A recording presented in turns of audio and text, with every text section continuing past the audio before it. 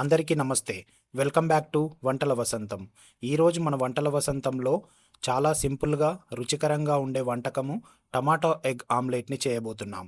టమాటాను రౌండ్స్గా cut చేసి కొంచెం fry చేసి దానిపైన ఎగ్ మిశ్రమం వేసి చేసుకునే ఈ ఆమ్లెట్కి ప్రత్యేకమైన రుచి ఉంటుంది.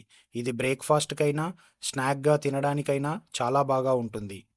దయచేసి వీడియోను పూర్తి వరకు చూడండి, స్కిప్ చేయకుండా చూడండి, లేదంటే ముఖ్యమైన టిప్స్ మిస్ అవుతారు. మరి ప్రారంభిద్దాం ఈ సూపర్ టేస్టీ ఆమ్లెట్ని. ఒక బౌల్ తీసుకొని దానిలో 2 ఎగ్స్ని బ్రేక్ చేసి వేసుకోవాలి.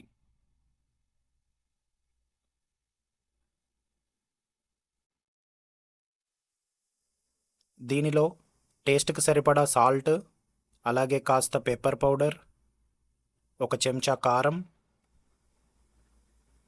రౌండ్గా కట్ చేసి పెట్టుకున్న పచ్చిమిర్చి, చిటికెడు పసుపు, అలాగే కాస్త కొత్తిమీర వేసుకొని ఎగ్ని కలుపుకోవాలి. దీనిని బాగా బీట్ చేయాలి. ఇలా బాగా నురుగు వచ్చేలాగా బీట్ చేస్తేనే మనకు ఆమ్లెట్ అనేది ఫ్లఫీగా వస్తుంది. ఇప్పుడు స్టవ్ ఆన్ చేసుకొని ఒక ప్యాన్ని పెట్టుకోవాలి. దీనిలో కాస్త ఆయిల్ వేసుకొని ఆ ఆయిల్ని ప్యాన్ అంతా స్ప్రెడ్ చేయాలి. ఈ ఆయిల్ కాస్త వేడైన తర్వాత మనము రౌండ్గా కట్ చేసి పెట్టుకున్న టమాటా ముక్కలను దీనిలో ఇలా చూపించిన విధంగా వేసుకోవాలి.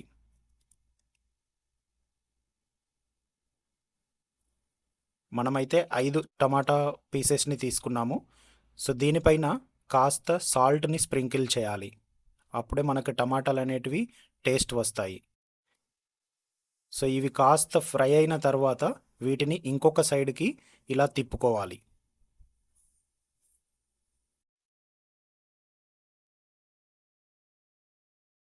ఇలా మెల్లిగా వీటిని ఇంకొక వైపుకు తిప్పుకొని వాటిని ఇంకొక సైడ్ కూడా ఫ్రై చేసుకోవాలి.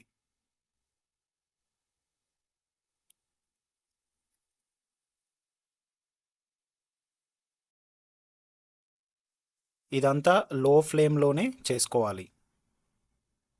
ఇలా టమాటాలు ఫ్రై అయిన తర్వాత మనము ముందుగా బీట్ చేసి పెట్టుకున్న ఎగ్ మిశ్రమాన్ని దీనిలో వేసుకోవాలి.